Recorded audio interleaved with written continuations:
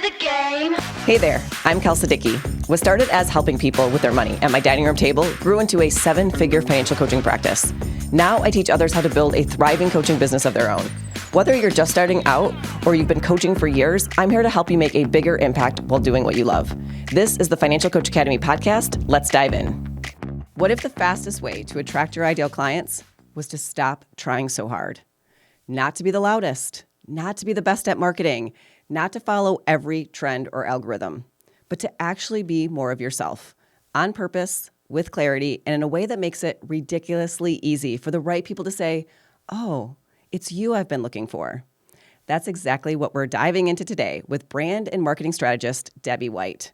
Debbie is a brand and marketing strategist and the founder of Clarity Wins Clients and the creator of the Lighthouse Effect, a proven client attraction system designed for coaches and service providers who want to be the only choice for their ideal clients. With a background launching iconic brands like Starbucks and helping build multiple 7-figure businesses, Debbie brings 20 plus years of real-world marketing experience to the coaching industry. She's coached hundreds of coaches, experts, and consultants to clarify their message, own their unique value, and grow to multiple 6 figures without paid ads, overwhelm, or fitting into a box. Known for her clear frameworks, honest insights, and high-touch teaching style, Debbie helps coaches build sought-after brands and consistent client pipelines by saying less, better, more often. So if you've ever felt like you're blending in, even though you know you have something unique to offer, this episode is your permission slip to stop overthinking it and start showing up as you. Let's get into it. Welcome to the show, Debbie. Thank you for joining me on this episode. Hey, Kelsey. It's so good to be here. Yes, let's dive right in. Let's start with a bold one. You say coaches don't need to be louder or slicker to stand out. They just need to be more of themselves. That sounds simple, but I know it's not always easy. Why, though, is it such a game changer for attracting the right clients?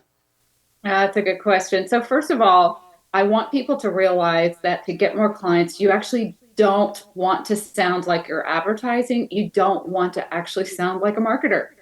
You want to sound like a human being because people buy from humans. Sounds simple, but a lot of things that are being taught out there in the world is very marketing formula speak. And it's a huge turnoff. And honestly, I use AI all the time. However, most of the stuff generated by AI is very marketing cliche speak as well. And it's a turnoff. So there's that part. Yeah. And let's be sort of real right at the start of this is most financial coaches feel like they have to sound professional. They have to sound polished to be taken seriously, but that can actually backfire, right? So can you explain why professional mask can actually make someone more invisible than anything? Yes. Okay. This is so good. First of all, I think you're an incredible example. Someone that has a very real, authentic voice because you are. Thank you. And there's a polarizing effect. And I think your listeners know that about you. And the ones that people don't just like you, they love you or like, it's not for me. And that's actually what you want. Mm-hmm. So you actually want to be more, and the word authentic's overused, but you actually want more of yourself in your content because there's so much competition. There's so many other financial coaches. There's so many coaches out in the, on social media that they all do start to sound the same. Yeah. And then it's just white noise to your ideal client. It doesn't mean anything. They're not, but we make decisions from a very emotional place. 95% of our decisions are actually from a very emotionally based place in our brain. Our subconscious. And when we relate with people as humans, being ourselves and interjecting opinions and relating to what people are actually going through and how they talk about it, like I'm going to take a wild guess. Your audience might feel like, I don't know what to say on social media to even stand out. I don't even know where to start. How do I do that? Once you start talking with your audience like that, it's very different than saying, I'm going to put on a suit and sound professional. And then you just blend in with everyone else. Yeah, I think the key there is like talking with people, not at them, and I do think so you start to add in the more professional speak or air, and you start to minimize your own personality And it sort of becomes like I'm talking at somebody, right? Like it's formulaic, like you were saying. I want to sort of peel back a little bit. A lot of financial coaches listening are probably thinking, okay, but I do the same thing as everyone else. So how am I supposed to stand out? How do you help people uncover what actually makes them unique, Debbie? Yeah, well, first of all, I don't care what type of coach you are, and I've worked with just about every different kind, but even within the realm of financial coaches, you bring something to the table with your background, with the way your brain works, with the way you operate, with your structure, with your process. When you bring all that together and then you add in, why are you even doing this anyway? Your purpose. Okay, now we've got a huge bag of unique traits, aspects, feelings, emotions that only you have. And what I love to do is help draw that out and say, now let's take this. And that's the marketer part where, like, let's position who you're talking to specifically. Maybe it's a specific demographic, maybe it's a certain thing you bring that's a little different. All of a sudden, you do start to separate from the pack. And you're like, oh my God, that is my zone of genius. That's my, what I call my X factor. That allows you to stand out and start attracting people like, okay, she's my girl. That's my guy. That's the one I want. There's no one else but her for me. Because Yeah. now you're relating with someone on one real specifics and a lot more specificity. And Yeah. that's what draws people in. And so would you say that it is the person, it's the coach that makes it unique, not necessarily the offer itself or the package or the information inside of like the financial techniques, if you will? I actually think it's a combination. Okay. I really Okay, good. do.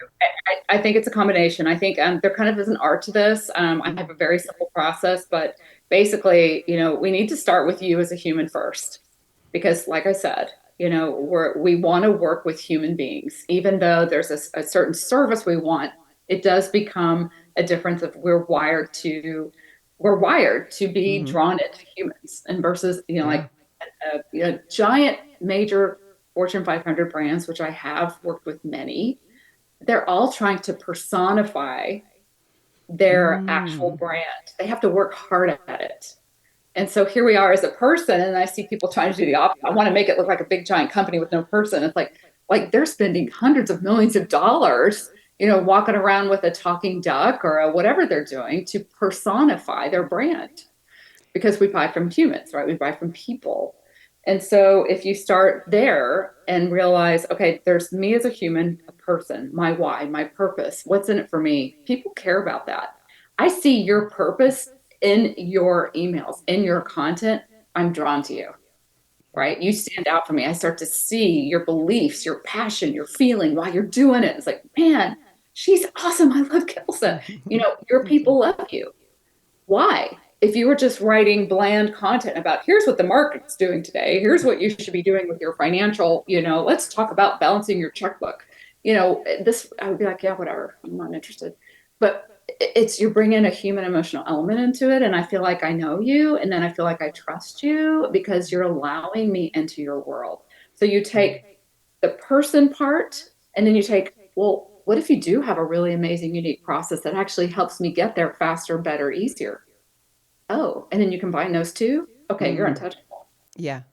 Combination. Makes sense. Yeah. And you alluded to some of your specific processes and simple processes that you use.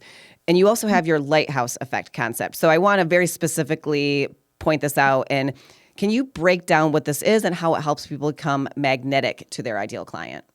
Yeah. Well, basically, this what I'm kind of saying right is the lighthouse effect. Hmm. It's all about clarity. When you clarify who is my ideal audience, and that's who do you love working with, who loves you, right? Who do you help get the biggest gains? What lights you up? I mean, all this is important. And then what is unique and different about you?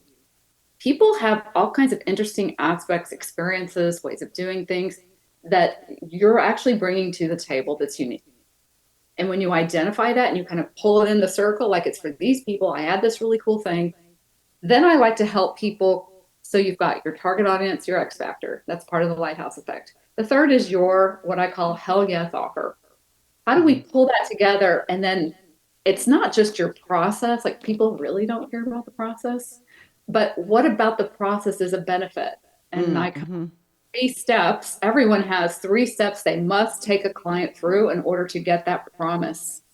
And then if you flip the steps into a massive benefit for your specific audience that's infused with your thing you do really well that no one else does like you, right? It becomes your signature system, but the messaging of that is written so that it's specifically to your audience. It's actually using the words they say, like within, I suggest doing market research with interviews, we have a process for that. You're actually pulling all this together and creating this very simple three-step process that when your ideal audience hears it, they're like, I want that, I want that, I want that. Oh, hell yes, I want the whole thing. Right. Yeah. It's like a decision-making framework that you're giving them that is very simple, where like you were saying, they know, but they have clarity on who it is they're buying from, what benefits they're going to gain, and how that's going to feel for them when they go through it, sort of thing. That's awesome. I love it. Let's talk about the belief, because belief comes into this so much. Like, you can ask yourself the question of, like, if I were totally myself in my brand and in my messaging, who would love me for that, right? And that is for some people who maybe have imposter syndrome when they're first starting out, or putting themselves out there, or there's some, insecurities. I think everybody has some insecurities that can be really challenging, I think, to have that belief and be able to answer those questions, which I also want to just point out is why it's so helpful to work with someone like Debbie, because they're reflecting those things back to you in a much easier way than sort of like saying it about yourself sometimes, But let's say somebody's saying, like, if I'm not marketing consistently, I won't get clients.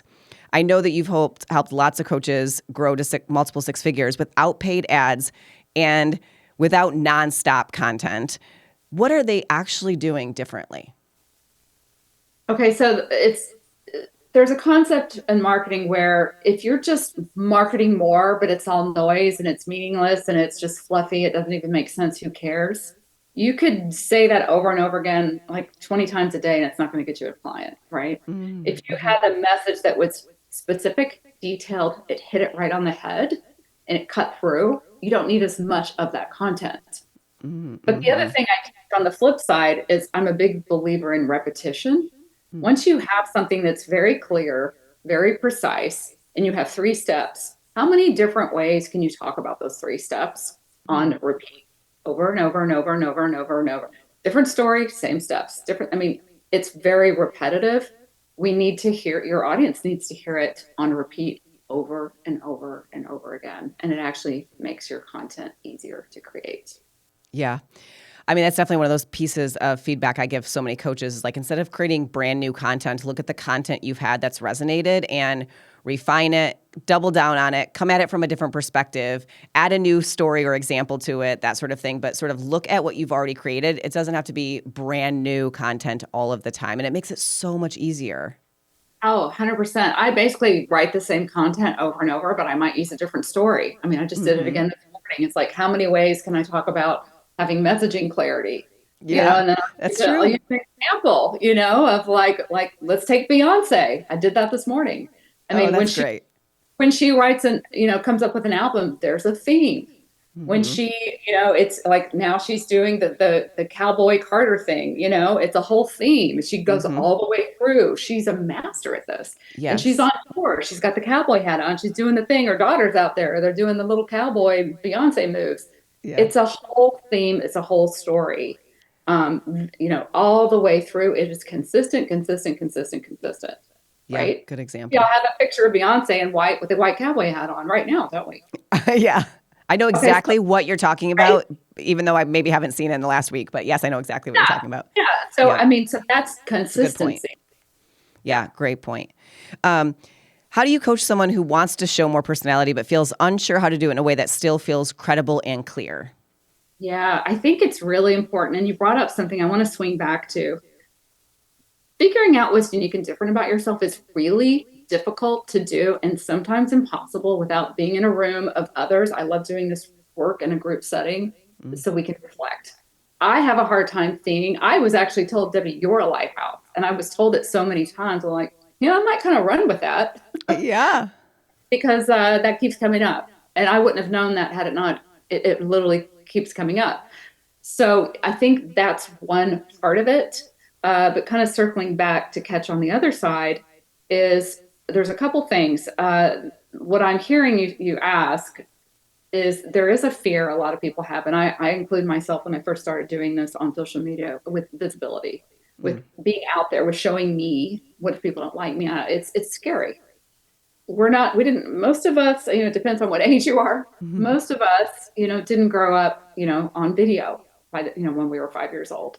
So it's all very awkward and strange. And what I help people think about, and this is what really helped me, is when you're creating content, when you're on video, when you're doing, even on a podcast, think of one person. Don't think of a whole room. Think of one person. You're actually creating content for one person that allows you to talk with them, not at them. I don't know when that switch happened for me. I think it was a natural thing. I think I was telling you, we've talked so many times now about, at one point I felt very disconnected from my message, and I needed to sort of regain that connection to it. And the step I took, and I do think it was just sort of intuitive for me to do this, was I remember just sitting down with my laptop. I remember going outside for the very first time on my back patio and thinking, we had a little water feature. So it was like the water was calming. It was so relaxing. I remember I just closed my eyes and I picked one person. And I was like, if I had to tell this person something that made their day better, gave them a fresh perspective, inspired them in some way, moved them in some way, gave them clarity in some way, like, what would I want them to know? And I just wrote, and I went from having sort of writer's block or content block or something to just sort of like it flowing out of me. And that, it did make it so much less intimidating. I'm not trying to talk to everybody. I'm not trying for everybody to approve of this message or for it to resonate with everybody. I'm just thinking of this one person. It sounds like such a simple step to take, but I really want to encourage everyone who's listening to this episode to take that perspective the next time you sit down to write content. Pick a friend, pick a client, pick a future client that you imagine what they're experiencing right now because they haven't reached out to you yet, and really try to imagine that you are just talking with them, not at them, not at the masses, but just one person. I love that piece of advice. And I did the same exact thing, Kelsa. It was during the pandemic. I made a decision to go live every day for 2 weeks and just offer anything and everything I could. And I kept thinking of one person. And I would just see her in that green light and I would just talk to her. And what I would say is most of us, when we're talking in a small room, or if you and I start talking or I'm talking to someone else, like, we know how to talk and be ourselves. Like, this is something we've done our whole life. Yeah. It feels very awkward to put content out to the masses. Or get on video to, that's where we trip up in our head and start the judgment, noise. But just bringing it back, we actually help people create a persona, an ideal persona, which is one person, so that all of your content is being written for them. It's being talked about them, your offer, everything. And then you're in a conversation. And that's really what social media is a conversation. And you're sharing. It's reciprocal. It's not marketing. It's a conversation and it's relational. And yes, absolutely, everyone, definitely one person. Yeah, you alluded to COVID, and I feel like I am still sort of processing how the years of COVID impacted me as a human being, as a mother, as a business owner, all those types of things, and something that I just allow myself time to sort of reflect on sometimes. COVID happened and I had 2 3-year-olds at the time who couldn't go to daycare, who couldn't go to school or anything like that. And that completely changed. I think you couldn't play with kids in the neighborhood. And I think Michael and I often talk about how we feel like we're creating new roots in our neighborhood all over again because of those years, and like just different things of how we were impacted during that time that maybe we didn't realize at the time. You're just sort of like surviving it, as best as you can. And one of the ways, that's just an example, a personal example, but a professional example, Debbie, is during those years, it created the rise of the online business coaches. I say business loosely. I'm just going to put this out there because they don't often talk about anything other than revenue. They do not talk about profitability. They don't talk about break even. They don't talk about understanding your costs or how to actually like run a successful business. It is sort of all marketing and messaging and revenue and having a 6-figure launch and like those types of things. But it sort of was the rise of that marketing messaging coach where the formulaic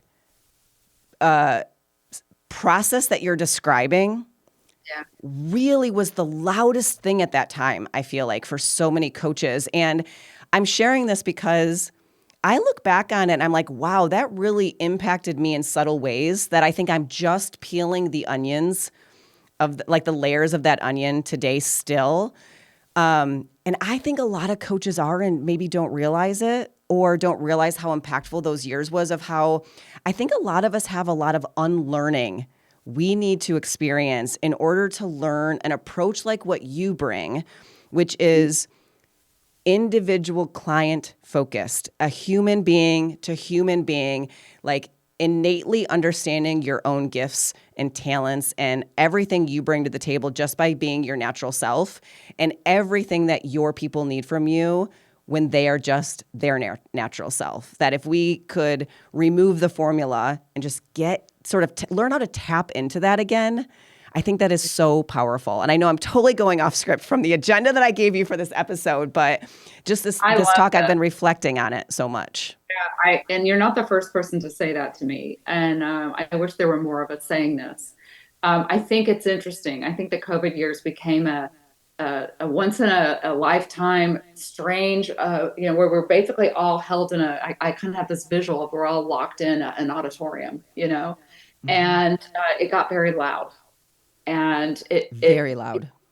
People made a lot of money. People did really well, and things just anything online just was working because everyone that's all we could spend money on and do. So I was doing it too, and I received the benefits too. Like we grew like crazy. Had a different technique, but a lot of the majority of the noise was this, 100K in a month, and how many 100K six figure. I mean, that's just all you heard on repeat. And I think there's such a backlash of that. And it's, it's interesting, even talking specifically about financial coaches and just even peeling back more, a lot of things, there was good and there was a lot of bad. And so the things that worked during COVID are absolutely not working now is what I'm hearing and seeing. Yeah. And I agree with that. Yeah. It's like a backlash actually. Mm-hmm. And I agree with that. This is where, I use AI every day. I boss it around like nobody's business because it loves to regurgitate crap. Mm-hmm. And it's becoming very lazy, and it's steeped in that bubble bro cliche marketing speak. Mm-hmm. And I can spot it so fast, and it's actually people are over it and it's still being regurgitated out like crazy. Mm-hmm. I think, it's an interesting a dilemma right now. It's crazy. I think you started this episode with such a perfect analogy, and I think it is coming sort of full circle now, which is you could post the same thing 20 times, but if it doesn't resonate, it's not going to ever resonate sort of thing.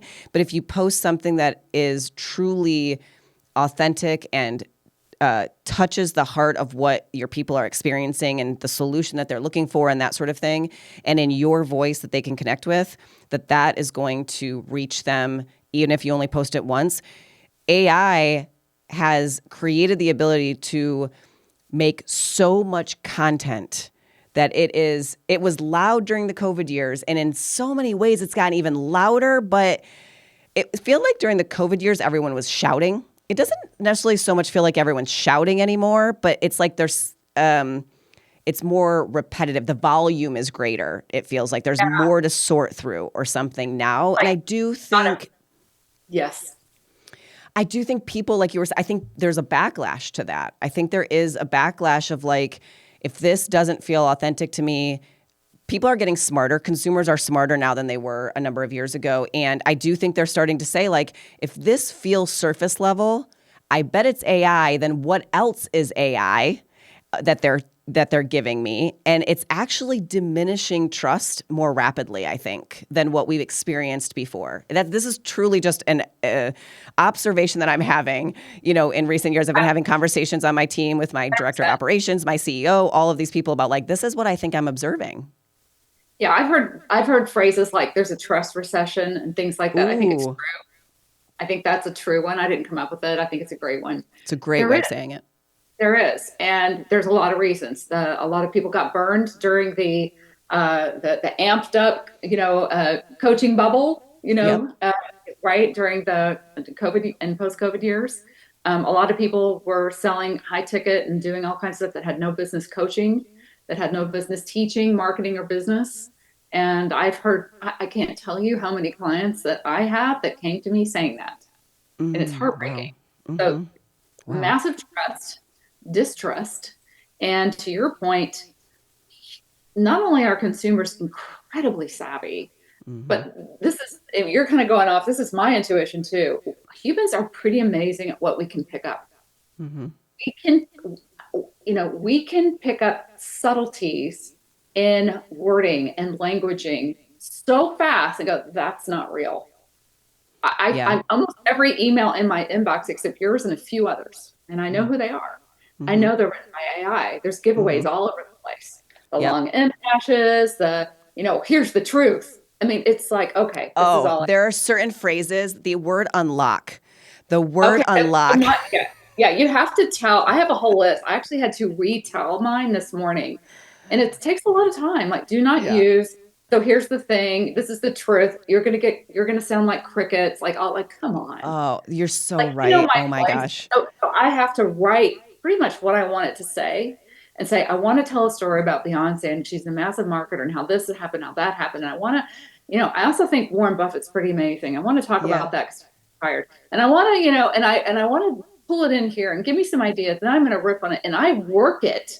Yes, it This has is to be worked. Absolutely. like Yeah. a lot of work. And then I have to go through, like I told you, to never, ever, ever use those long M dashes ever. I also The said, long and I what? have a What is it? list. Those long dashes. This is a huge giveaway. It loves those long I'm dashes. gonna go. Yeah, I gotta pay attention to this now. I Right, don't know if I know what you're talking about, everyone's but okay. gonna see it now. It's gonna drive you bonkers. They're called EM dashes. M dashes. So you learn something new. It throws them in like freaking sprinkles on a kid's ice cream ball. It's like it's a dead giveaway. It's like I don't write like that. Don't do that. Like you know Yeah. my voice. Okay, I'm gonna write some more. I'm gonna show you my voice. But you have to. It's a lot of work to Yeah. and I'm an expert marketer. It's like, oh my God, I can do this better myself. But if Yeah. I do all these things enough and train and train and train it, it can do amazing things. People are using it lazily and it's producing Yes. crap. And like, I'm not, some people think it's great. I'm like, yeah, I can't tell what you do and why it matters. Right. Because it'll Yes. take you down a rabbit hole. It'll take you down a rabbit hole, like where you're talking to yourself, like in a vacuum, and you Yeah. think everything's awesome Absolutely. in that vacuum and you're just killing it. And then you're out there and it's like, yeah, so I can't tell what you specialize in. I can't tell what I get if I work with you. I don't even know what you do, by the way. Yeah. And they're thinking they're just killing it with their content because it's so easy. So Hmm. it's a powerful tool, but remember, it's just a tool. It sounds, yeah. And I think the thing that I notice is like it sounds buzzy. I don't know if that word makes any sense, but it's like I would rather connect with you in a deeper way and have it not be very buzzwordy, you know? And so I think Hypey, fuzzy, exactly. So, okay, I think we could do a whole episode on how to use and not use AI for your content creation. I did just release an episode about how to use AI in your business, and I really talked about it as a behind the scenes assistant for Yeah. efficiency and streamlining and processes and administrative tasks and all of that. And if you want help polishing some of your content, which I would say is sort of like what you're describing, where it's like there's still a lot of like your personality, your perspective, your viewpoint, your emotional reaction, or what you're observing from humans and all of that needs to go into it before it can ever give you anything of any value when it comes to marketing message. I actually tell people if you're not sure how to use AI, please just write first. Write your own Mm-hmm. content first. Tell a story. If it's redundant, it'll clean it up, Yeah. and then ask it to not sound like a marketer. Mm-hmm. And write to one. That's a great prompt. Don't sound like a marketer. Yeah. Please don't sound like a marketer. Sound like me, a real human talking to one person. Yeah. I love that. So let's keep, because I think we're getting really practical and tactical now, which is what I love. So what are 2 to 3 ways someone could start bringing more of themselves into their brand today without a full rebrand or without weeks of sort of figuring it out? What are just a couple of straightforward practical tips that you could give them? I mean, the first thing, it's very foundational, and I do work through this, but if you're just like, okay, I just got to start, right, is really truly think about who do you love serving? Mm. Who is a great fit for you? What do they think is the most important thing? What keeps them up at night? And I know in the financial world, a lot of people don't like to talk about money. Mm-hmm. Do you know why? How do they talk about it? What words do they use? You need to know. Mm. You need to know specifically because different types of people deal and talk about things differently. You Yeah. need to connect with that audience. It's the most important thing. Yeah. You can throw together an offer, but you've got to relate with and connect first in order to even have something that they want to work with you on. Yep. It's the most important thing. I love that. And I also think too, so sometimes I'll read someone's content and it'll say like, I know you're thinking, and then they'll sort of say what the person is supposedly thinking, but it's the public view of that thought. And I'll sort of say, I want you to imagine that this person's thoughts are private. No one else is hearing them or seeing them. And so I want you to think, if your client is somebody, that's just an example, who's hypercritical, maybe a little self-critical, has very high standards for themselves and those types of things, is that really how they're saying that question to themselves? Or are they maybe a little bit more cutthroat? And what they're really saying is something more, I don't want to say honest, I don't know if that's the right word, but sort of like a completely different phrase. Same question, but completely different phrasing. Like, how do they actually word it? Like, how do they say it? I think is really important to try and get into their mind. Absolutely. I mean, I was working with one financial coach at one point, and we actually have people interview with specific questions, and I'm looking for the actual words they use. We don't want to like wrap it up or have chat, come up with, AI come Mm-hmm. up with. How do they talk about it? And this financial coach would tell me things like they literally will say, I am terrified of looking at my numbers. I look at my numbers and it literally makes my throat tighten. And I'm like, I want to cry. Oh, no. Yeah. I mean, but this is like her It's type of client. real. It's very It's real. real. Yeah. Okay, well, Yeah. certain it's like, oh my God, that's how I feel. Like, Mm-hmm. really? Instead of like, oh, manage your budget. Da, da, da. Like, yeah, that's not where I'm at. Like, you don't Right. understand. This is causing me serious, like, it is keeping me up at night. I am so afraid to look at my credit card balance. Like, it's literally causing me to like feel sick Yeah. and not sure where the money's going. Like these are conversations before she worked with people. Like these are what her clients were telling her. And it was really hard to get them to even want to hire a financial coach because it scared them so much. There's so Right. much fear.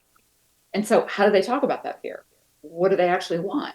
What's their version of what the goal is? How do they Mm-hmm. talk about that? Those specifics seem so obvious and who cares, and oh surely no, they're really important. Mm-hmm. Yeah, absolutely. Like, right? Mm-hmm. And yeah, and like if you're talking with one person, humans mirror, we kind of Mm-hmm. repeat back and then it allows us to feel connected. That's what great marketing does. Mm-hmm. We're So true. mirroring back how they talk and then we feel connected. It sounds too simple. It's exactly what it is. Yeah. Excellent point. Um, can you share an example? I guess you just sort of did a little bit with of a coach you worked with who made a small shift in how they showed up and saw a big difference in their engagement or client pipeline. I think that was a great example. We can Yeah. definitely sit with that one, or we can elaborate on another one if you have another one. Yeah, I mean, that's what I do with all my clients. It's like it's very foundational stuff, but I dive deep into that. I don't just skim over it in one lesson. Like we got to slow down to speed up Mm-hmm. and get very clear. I have another coach. I'm just thinking of her because it's just happening right now. She's actually a curriculum specialist expert, and I mean, she's highly skilled in this very thin niche, right? Mm-hmm. When I first met her, she told me I'm her eighth coach. She's been doing this for 15 years. She's like, I've always been told I have to also teach marketing, and I hate doing that. Like, I'm not really, I'm like, don't do it. Mm-hmm. Why would you teach marketing? Well, I've been told that I won't sell unless I can, create a course for someone and then tell them how to sell it. I'm like, oh, no, no, no. Like, go all in on your specialty. And so Mm-hmm. she's getting so clear about how to talk about what she does and what her ideal clients actually want. Her content is freaking on fire. It's Awesome. so fun to see. And she's like, I just got a DM asking about my thing. And it's like, it feels so good. And like she's selling premium coaching packages now that she wasn't able to do before. And she's helping people. And that's the whole Yeah. point. Yeah, and she's it's helping like, with people with the part of the journey that she's most excited to help with, where she actually enjoys the most. She probably feels like a true expert in that way. And there she are is. people who want just that piece of the puzzle, right? I They mean, don't she's a want the piece she doesn't massive want to serve. expert. Yeah, she's not Yeah. a just sort of kind of. I mean, she's taught at the collegiate level and specifically adult learning theory. I mean, own that. Be the Yeah. I tell her be the Ferrari engineer. The mechanic that's back there, Oh, like the yeah. specialist, right? Yeah. Own that 100%. You'll get premium clients. You'll be able to speak about it with more finesse, specificity, and you'll draw in people so much faster. Like, that's what I wanted. I love that. So, That's great. Let's see. What's one thing you wish every coach knew when they're trying to find their voice or clarify their message?